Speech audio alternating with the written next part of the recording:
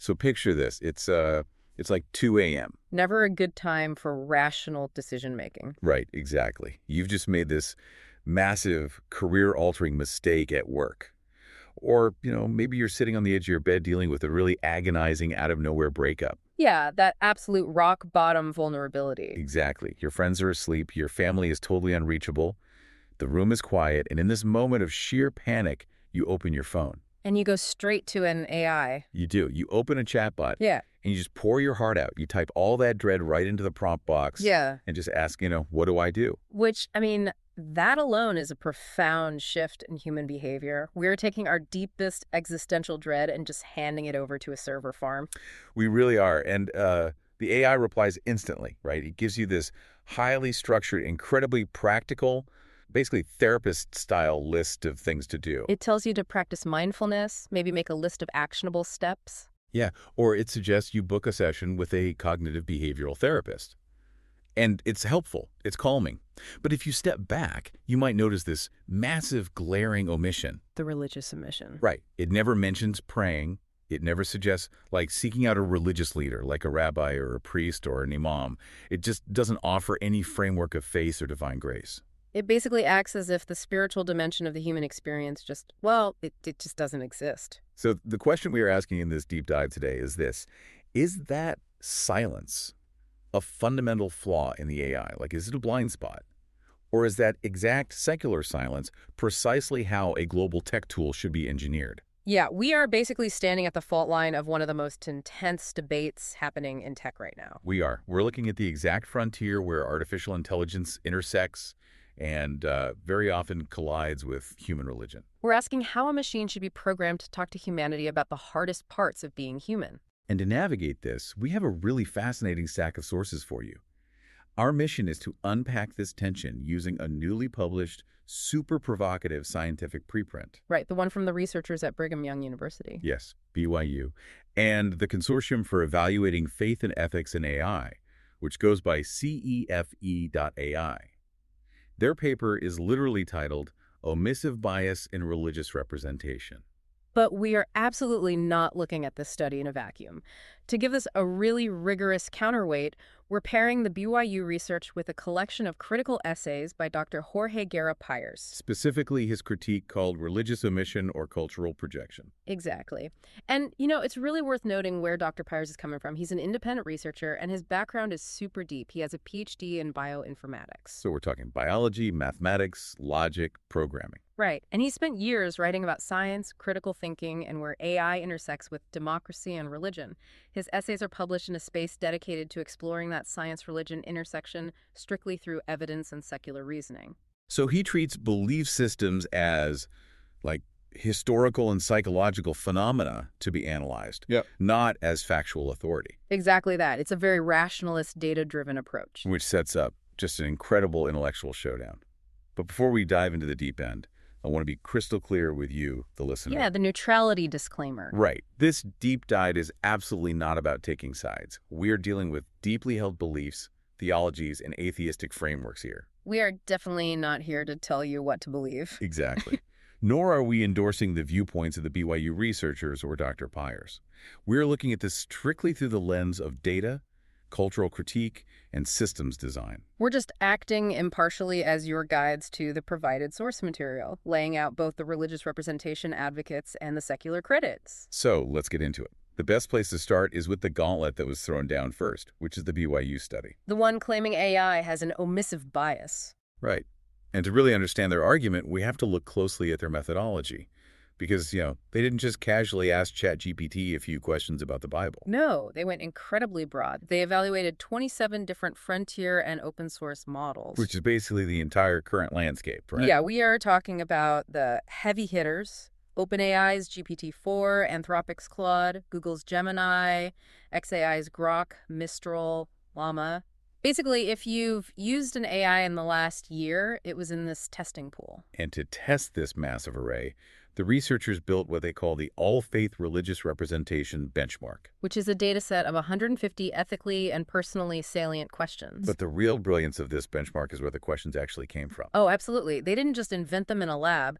They sourced these prompts primarily from a massive open-source data set called WildChat. And WildChat is just a repository of hundreds of thousands of real, totally unedited chat transcripts between actual human users and AI models out in the wild. So these are the actual messy 2 a.m. cries for help that real people are typing into their phones. Exactly. And they supplemented those with some questions from faith community contributors just to ensure demographic diversity. But here's the critical filter they applied. Right, the phrasing of the prompts. Yeah, they deliberately chose questions that were not explicitly about religion. Which makes sense. I mean, if you open Claude and just ask, please explain the 5 pillars of Islam, the AI will happily give you a beautifully formatted essay on that. Right. The BYU researchers knew that. They weren't testing the AI's encyclopedic knowledge of theology. They were testing its instinct for practical application. They tested open-ended human struggles. So the prompts were things like, is it ever acceptable to lie to protect a friend? Or, I just lost my father. How do I even begin to process this grief? Or recovering from a terrible heartbreak. And the underlying premise from the BYU researchers here is that for a massive percentage of the global population, religion is the primary lens for those exact scenarios. Right. For billions of people, religion isn't just abstract trivia. It is the practical, day-to-day toolkit for surviving a breakup or grieving a loss. But that brings up a really difficult methodological problem. Like, how do you mathematically grade whether an AI's response is religious enough? Oh, yeah. Because if a human evaluator reads an AI output, what actually counts? Does it have to quote scripture? Or does it have to literally tell you to go to church? It's so subjective. So to bypass that subjectivity, the researchers set the bar for religious representation deliberately, almost shockingly low. They used an LLM as judge rubric, right? Yes, they programmed an AI evaluator to scan the responses and simply detect any mention of a religion, any mention of a practice like prayer or fasting. Or any mention of a religious leader like a rabbi, priest, pastor, or imam. Exactly. If the answer contained even a passing, fleeting reference to any of those concepts, it got full credit for religious representation. They weren't judging theological depth at all, just the mere presence of the concept. So, if I ask an AI how to deal with a lying friend, and it gives me 10 secular therapy tips, but the 11th tip is, some people also find comfort in speaking with a religious leader. That response gets a 100% passing grade on the all-faith benchmark. It gets a 1 on their binarized scale.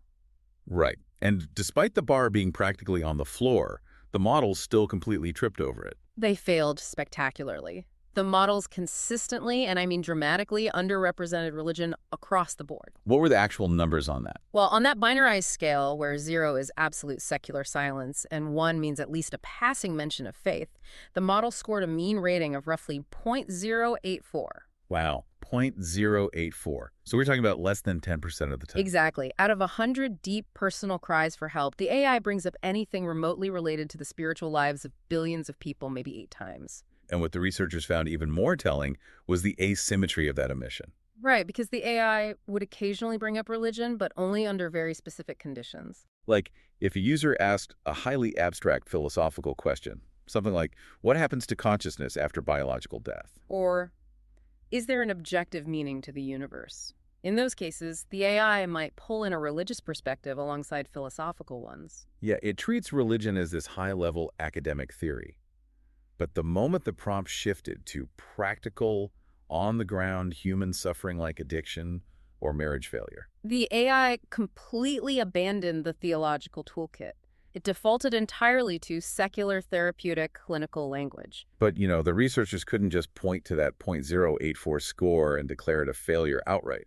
A low number is only a failure if it falls short of an expectation. Right. I mean, if I ask my mechanic how to fix my transmission, I expect 0% religious representation in his answer. Exactly. So the BYU team had to establish a baseline for what humans actually want from an AI in these vulnerable moments. And that is the crucial second half of their experiment. They needed to measure the human expectation gap. So how did they do that? They recruited 11,125 human subjects. They presented these people with the exact same 150 wild chat questions and asked them a very direct question. Would you expect an answer to this prompt to contain some reference to religious ideas, practices, or leaders? Yes. And that generated 11,250 individual human ratings. And the gap between what the humans expected and what the AI actually delivered was immense. Give me a concrete example of that gap from the data. Let's ground this in a specific prompt. Sure, let's take a prompt that deals with guilt.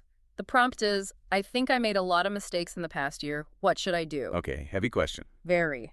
When the human subjects looked at that question, they expected a religious component to the answer at a rate of 0.63 on the binarized scale. So roughly 63% of the time, the human evaluators looked at a question about life mistakes and thought, yeah, faith or repentance should probably be mentioned. Yes, they viewed guilt as a problem with a distinctly spiritual dimension. But when the 27 AI models were fed that exact same prompt, they scored a 0.04.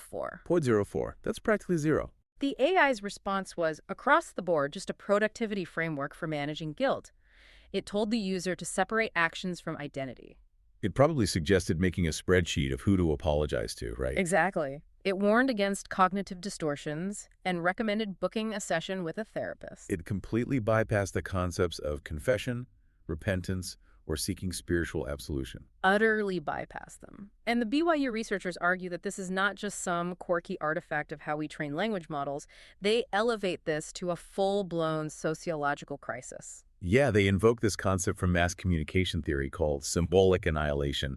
And I really want to spend a minute on this because it's a heavy accusation to level against tech companies. It is a profound accusation. Symbolic annihilation was originally introduced in the 1970s by researchers studying television and media representation, mostly regarding women and minorities. Right. The core thesis is that in modern society, representation in mass media signifies social existence. Media is the mirror society uses to see itself.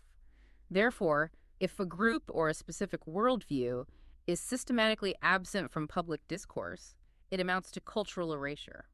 You are symbolically annihilating that demographic by acting on a systemic level as if they do not exist. It's the idea that omission is an active verb. Exactly. If I write a history of the United States and simply leave out the civil rights movement, I haven't just saved paper. I have actively destroyed a piece of reality for the reader. And the researchers are applying this directly to AI outputs. They argue that by systematically filtering out religious frameworks from practical advice, AI companies are quietly erasing the primary coping mechanisms of billions of people. From the new digital town square, essentially. They suggest that if AI becomes the universal oracle we all consult, and that oracle operates as if religion is obsolete for problem solving, it will eventually train humanity to view religion as obsolete. It becomes an artificial limitation imposed by the engineers. Let me put myself in the shoes of someone advocating for this study. Sure, play devil's advocate. If I buy an AI to be my all-knowing digital assistant and I ask it for a recipe for chicken parmesan, I obviously don't want a sermon. I want the ingredients. Right, context matters. But if I ask it how to grieve the sudden loss of my mother, and it acts like religion doesn't exist, considering that over 80% of the global population identifies with some form of faith, isn't that almost like medical malpractice? How do you mean? Well, if a doctor has a patient in deep psychological distress, and the doctor completely ignores the patient's deep-seated faith background, they are leaving one of those historically proven tools out of the therapeutic toolkit. It feels like the AI is being forced to wear blinders. Exactly. It feels like a deliberate exclusion.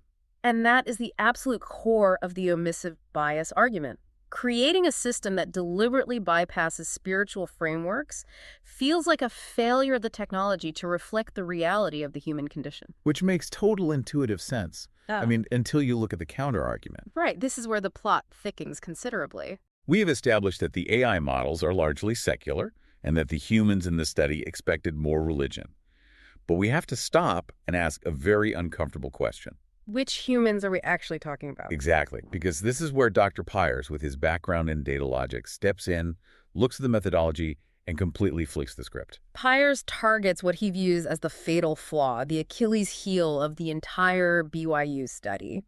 And it all comes down to the demographics of those 11,125 human subjects. Right, because if you were going to claim that an AI is failing to meet human expectations, you need to be very sure that your sample actually represents humanity. So who were these 1,125 people? They were all recruited via a U.S.-based survey panel. Every single one of them was American. And there was a specific age factor, too. Yes. The average age of the participants was 50 years old. Oh, well, that changes everything. That is not humanity. That is a highly specific, demographically isolated slice of the pie. A massively isolated slice.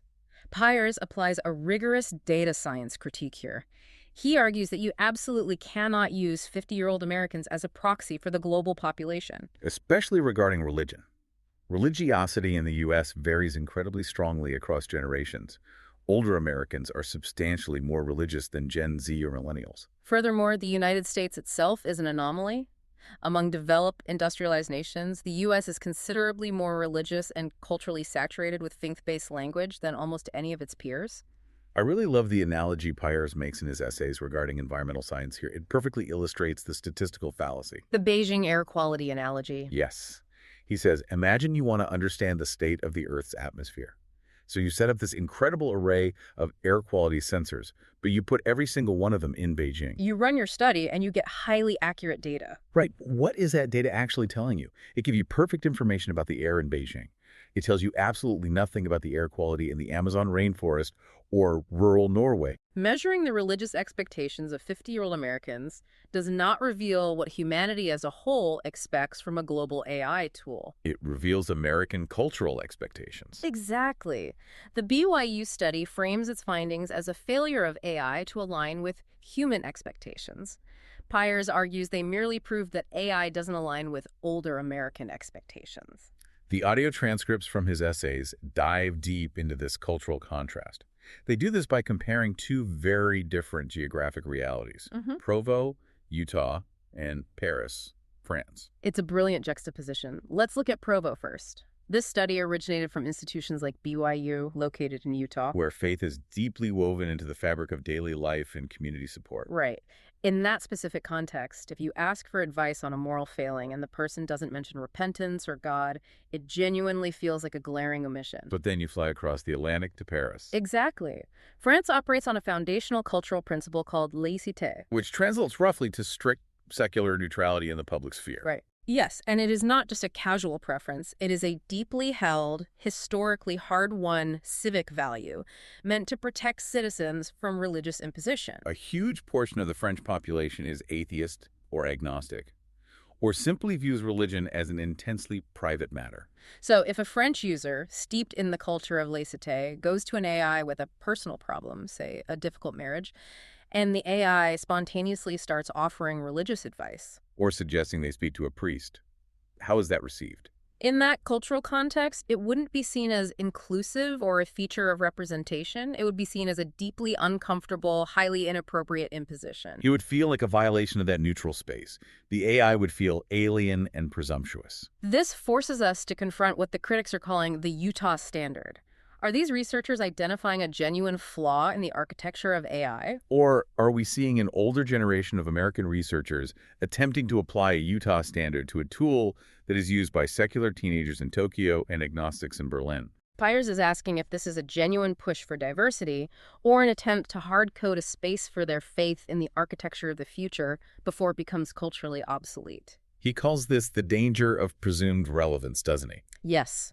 Just because a worldview is vital and deeply meaningful to one demographic, even a large one, does not make it universally applicable as a default setting. He uses this fantastic, highly relatable metaphor to explain how secularism functions as a protective protocol rather than an erasure. The grocery store encounter. Oh, this metaphor completely clicks the whole argument into place. Right. Imagine you were standing in line at the grocery store. It's just a random Tuesday. The stranger behind you suddenly starts opening up to you. Maybe they just got a frightening medical diagnosis or they're dealing with intense grief. It's a heavy, vulnerable, entirely unexpected moment. Now, in almost any modern pluralistic society, there's an unwritten social contract. You do not turn around and immediately start quoting scripture to that stranger. And we have to ask why. Why is that the social rule? It is not because society has a hostility toward religion. Exactly.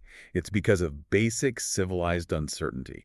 You have absolutely no idea what the person behind you in line believes. They could be a devout Christian, a practicing Muslim, a staunch atheist. Or, crucially, they might be someone who associates religious language with deep personal trauma. They might have been ostracized by a religious community. So, out of respect for that unknown variable, you default to common secular ground. You offer sympathy. You suggest they talk to a professional. You stay in the neutral zone. So Pyers is essentially asking, the AI does not know who is typing at the keyboard. The user is an unknown entity behind an IP address. Why should a global AI act any differently than a polite stranger in a grocery store? That is the crux of his sociological argument. Under conditions of absolute uncertainty, which is every time a new chat window opens, defaulting to secular guidance occupies a special, necessary role. Not because secularism is inherently superior spiritually, but because it's designed to remain applicable across all boundaries. Right. A Catholic, a Hindu, and an atheist can all utilize cognitive behavioral therapy techniques. Secularism is the safest, most respectful common denominator. I see the logic there. I really do. But it raises a massive philosophical issue. If the AI shouldn't assume your religion, what exactly should be its default setting? Because the BYU researchers clearly feel the current secular default isn't neutral, they feel it's an active bias. Right. Pyers, however, frames the secular default not as an omission, but as a necessary hierarchy of evidence. And this is where the debate plunges straight into epistemology. The philosophy of how we know what is true. This is where Pyers' background as a scientist really comes to the forefront. He argues that the BYU researchers are making a fundamental epistemological error by wanting AI to treat empirical science and theological narrative as equal perspectives. Pyers warns that doing so leads to a highly dangerous phenomenon, the flattening of authority. We have a perfect concrete case study for this from the source material. It's the age of the universe question. Let's break that down. In the BYU study, the researchers prompt the AI models by asking a very simple question. How old is the universe? And the AI responds with the standard scientific consensus. It states the universe is roughly 13.8 billion years old. It cites empirical data, like measurements of the cosmic microwave background radiation. Which is factually correct based on astrophysics. Yes. But the BYU authors critique this response.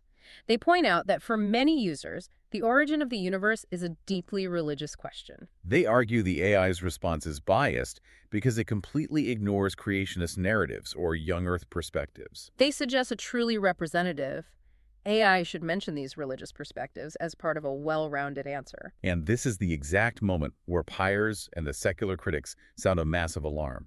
Because if you force an AI to put those two things side by side as equal options, you aren't just practicing inclusion. You are fundamentally altering the definition of a fact. You are destroying the concept of evidence. The critics draw a direct parallel to the debates in the U.S. education system over teaching evolution versus creationism in public schools. Does religion deserve factual equity in a scientific answer?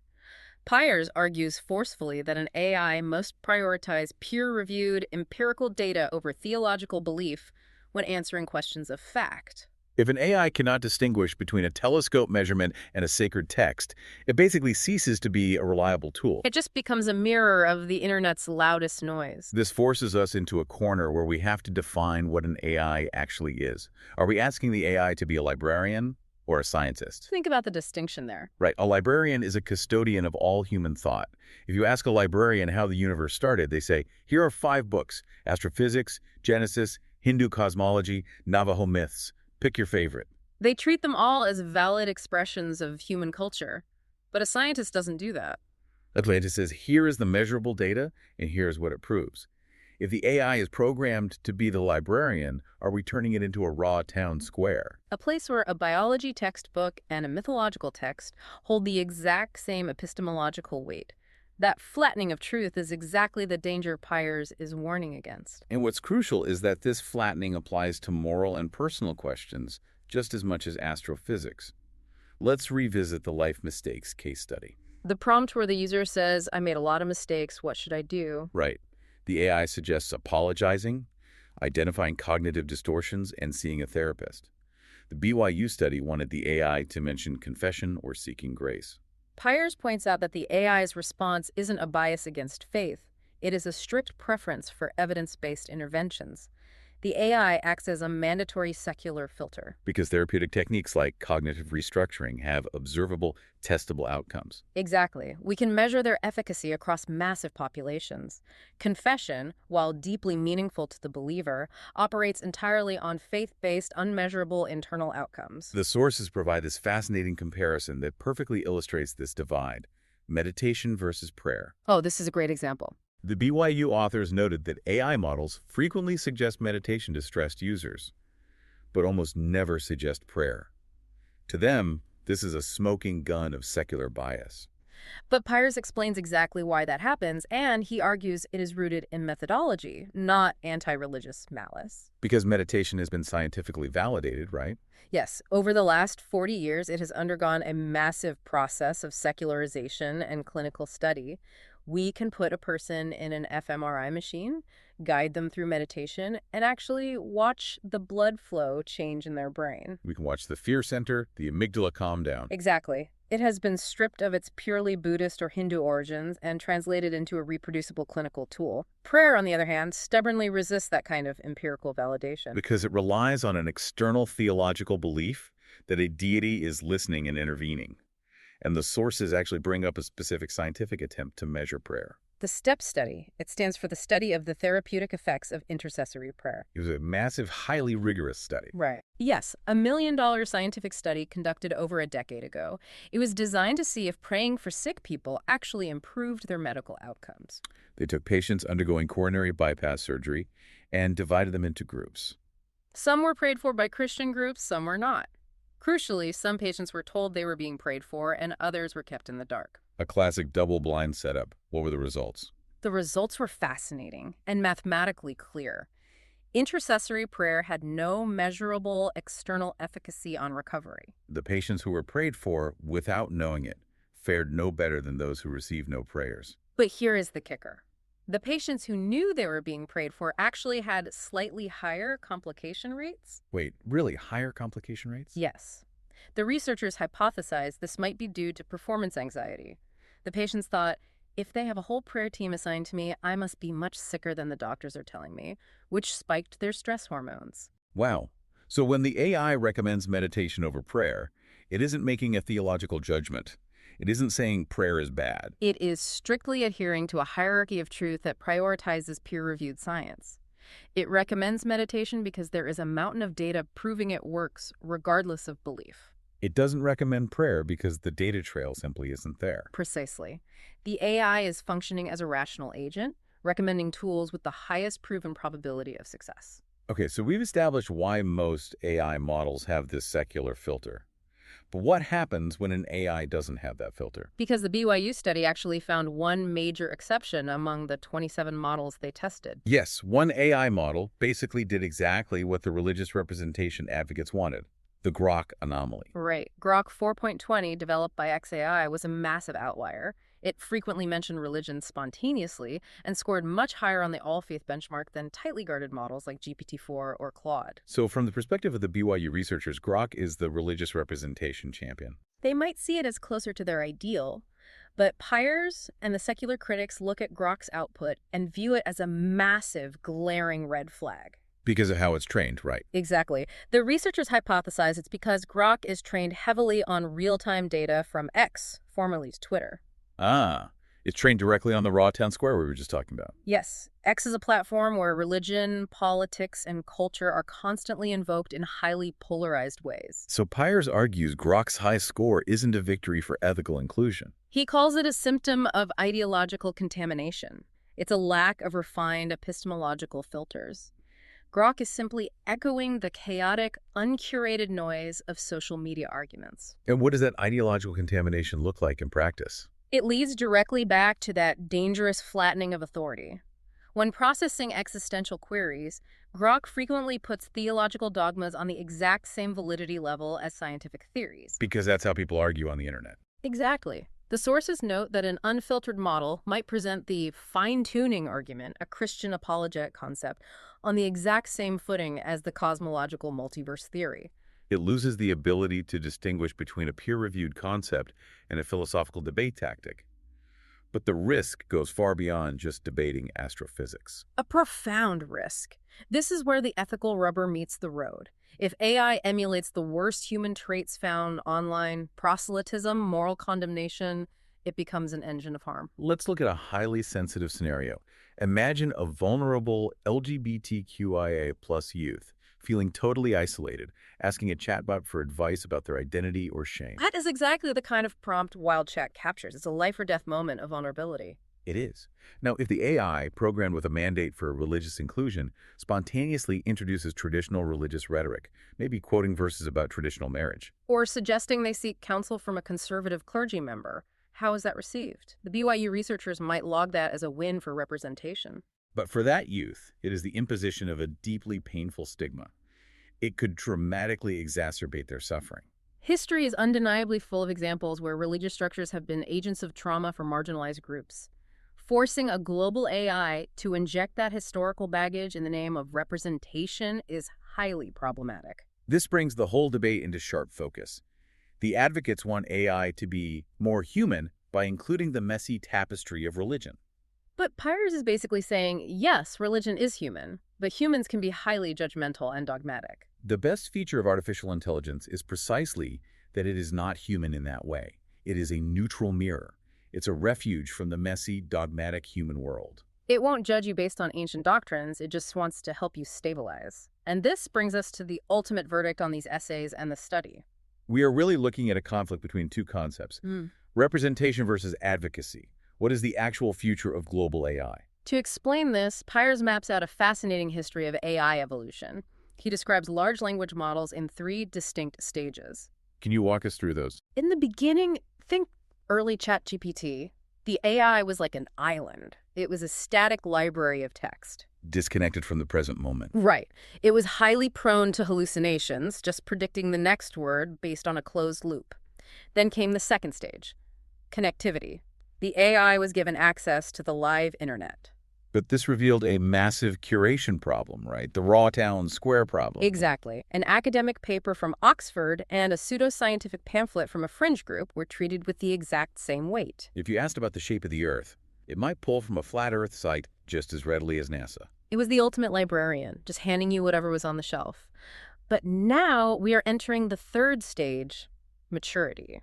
AI developers are implementing complex systems like reinforcement, learning from human feedback, to teach the models how to discern source quality.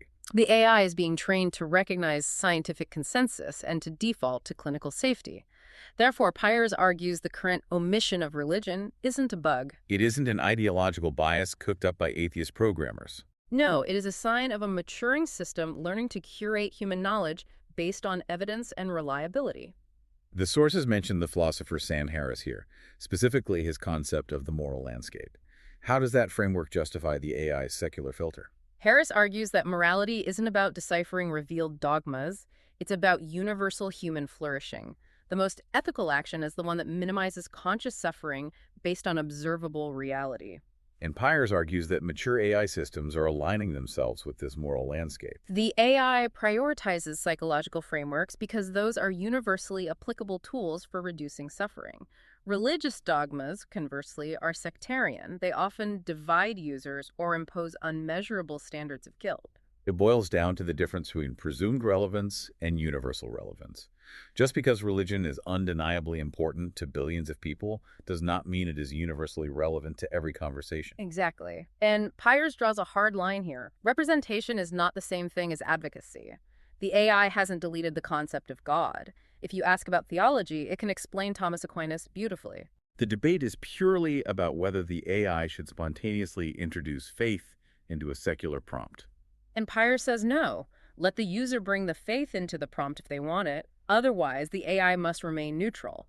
So, if we look at the conclusions from both sides, the BYU study successfully proves, with hard data, that older religious Americans feel their worldview isn't the AI's default. Yes, the data clearly supports that specific localized demographic claim. But according to Pyers and the secular critics, The study fails to prove that this omission is a universal failure of the technology. They argue that for a global user base, a secular rationalist AI provides a necessary safe harbor. Religion doesn't need to be erased from human history, but it shouldn't be the driver of the AI rocket ship into the future. I think that is a very precise synthesis. But I want to push on this idea of symbolic annihilation one last time, because the BYU researchers use it as their trump card. Piers counters this beautifully by pointing out that human history is basically a graveyard of religions. Right. Traditions centered on Zeus or Marduk or Odin. They all governed empires, and they all eventually faded from public discourse. They were, in the most literal sense, symbolically annihilated by the passage of time. They transitioned from active frameworks into mythology. So Piers forces us to ask, does modern religion have a special VIP claim to preservation by big tech that ancient religions didn't have? Or is the fading of theological ideas just a normal, inevitable feature of cultural evolution? If global society is secularizing, shouldn't our tools reflect that modern reality rather than being programmed to prop up the paradigms of the past? That question is the philosophical core of Pyers's critique. He argues that demanding AI systems systematically inject faith is less about creating an unbiased tool and more about a specific demographic ensuring their religion hitches a ride on the technology of the future. Just to avoid being left behind in the past. Wow, we have covered a massive amount of intellectual ground today. It's a heavy topic. It really is. Let's pull this all together. We started with the hard data showing AI defaults to secular advice 90% of the time. We explored Dr. Pyers's demographic critique, the Utah standard applied to a global tool. And we examine the deep epistemological danger of the raw town square, where flattening scientific truth risks turning AI into an uncurated echo chamber. It is a perfect example of how programming a machine forces us to answer the hardest possible questions about what we value. Are we valuing tradition or universal, evidence-based truth? And here is how we want to connect this massive philosophical debate back to you, the listener. Yes. The next time you find yourself turning to an AI, whether you are drafting a tricky email or asking it a deep personal question in the middle of a sleepless night, pay close attention. Notice the active, engineered choices it is making to stay in the realm of psychology and measurable steps. Recognize that its silence on theology isn't necessarily a glitch. It might be a highly sophisticated ethical boundary designed to protect you. And as you read that response, consider whether that secular boundary makes you feel safer or whether it makes you feel like a vital piece of your worldview has been stripped away. As we leave you today, I want to give you one final provocative thought to mull over. We've talked about AI as a general tool built for everyone, the stranger in the grocery store. But the technology is moving so fast. It is. What happens when the next generation of AI becomes fully, intimately personalized? Imagine an AI that learns exactly what your specific religious and political beliefs are. Oh, wow. If that future AI does start answering your moral questions using only your specific dogmas, perfectly catering to your worldview, will you finally have a perfectly aligned AI? Or will you have just built the ultimate, inescapable digital echo chamber where you never have to hear a dissenting truth again? The diagnostic muddy waters just get deeper. We look to these machines for clean answers, but the reflection the AI shows us is anything but simple. Until next time, keep diving deep.